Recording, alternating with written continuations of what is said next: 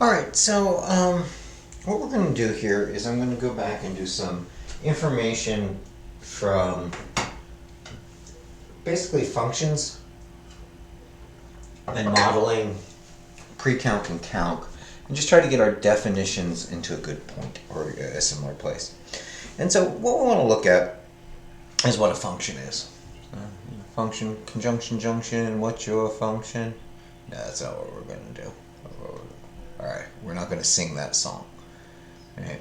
Conjunctives are more for prepositional logic and discrete mathematics, not the continuous thing we're going to look here. But what we want to look at is a function, which I'm going to define as a relation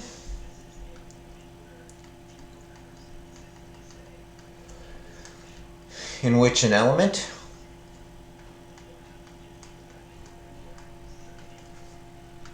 in the domain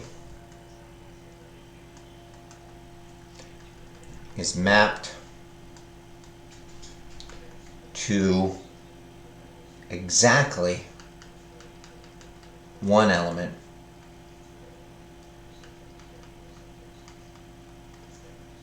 in the range.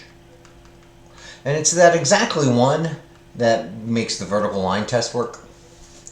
Well, there's some ways we can conceive of this. So we can think of the domain as being this domain.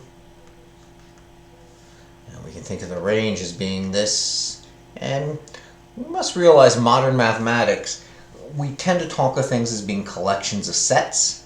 And so for us, most of our domains are real numbers or complex numbers. But there's elements inside of our domain. X1, X2, each of these represent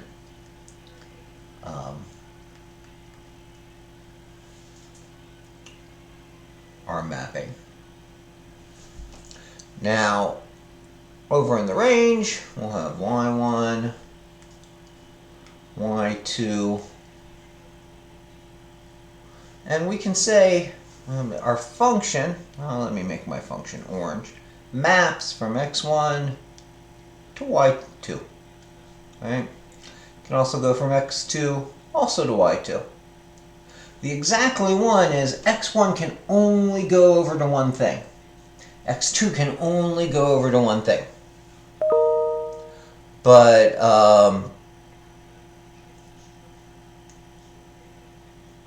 and X3 there, and we'll have X4 go there.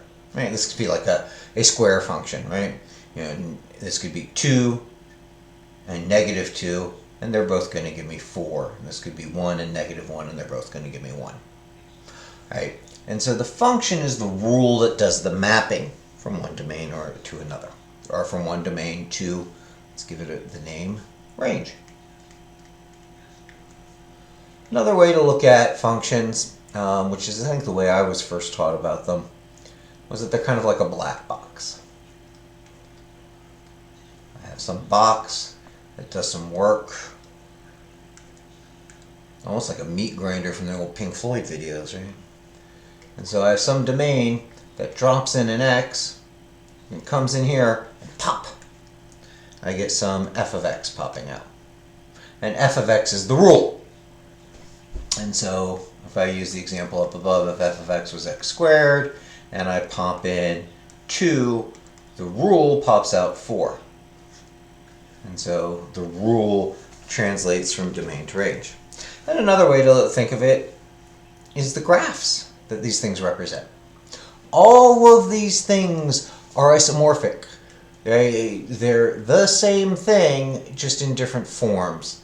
And there is an equivalency in these forms. And so if I was using the x squared as my function, well, that can be graphically x squared. In fact, graphically is nice. I can see some behavior. Each x value corresponds to one y value, so that exactly one goes through. But I can see that all but in one place, I get pairs.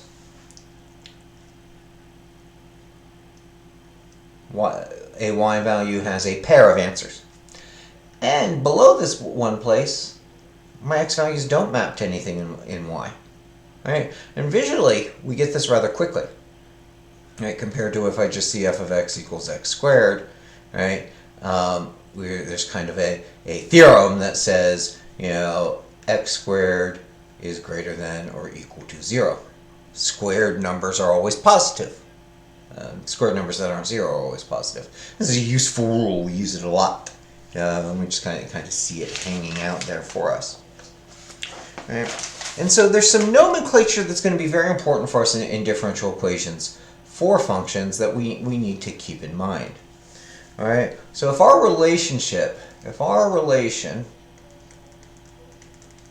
is the function f of x, then f represents the dependent variable. The answer that comes out of f of x depends on x. And x is the independent variable.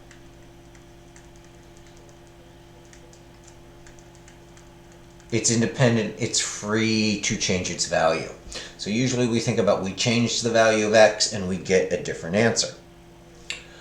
When we write this in the form of y equals f of x, which is very common for us because we think of this as being an xy grid, and so we think of the function values being y, we'll say y equals f of x, then y is the dependent variable. And x is still the independent variable. Sorry if you hear my email go in the background. Email and my heater are two things kicking off in here. Alright, and so we can talk about the derivatives of these in a couple different notations. Let's see here. And what I want to do is I'm going to do derivative notation on the next one, since I'm running out of Blackboard space here. And so I'll put up a video on derivative notation on the next one.